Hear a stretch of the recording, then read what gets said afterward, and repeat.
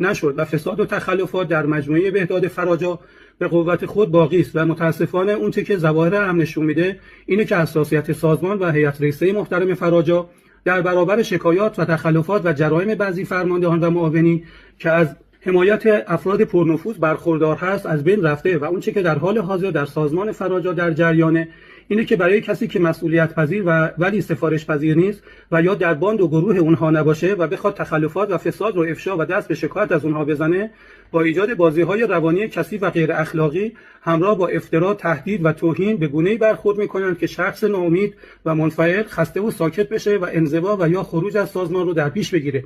و در صورت مقاومت و تسلیم نشدن در برابر قلدری اونها در نهایت هم با ایجاد پاپوش و پرونده سازی و بردن آبرو و حیثیتشان سعی می‌کنند افراد رو به هر قیمتی حذف کنند و اینجاست که با تلخی باید گفت وای به روزی که بگندد نمک. دومی که تعداد زیادی از پرسنل فراجا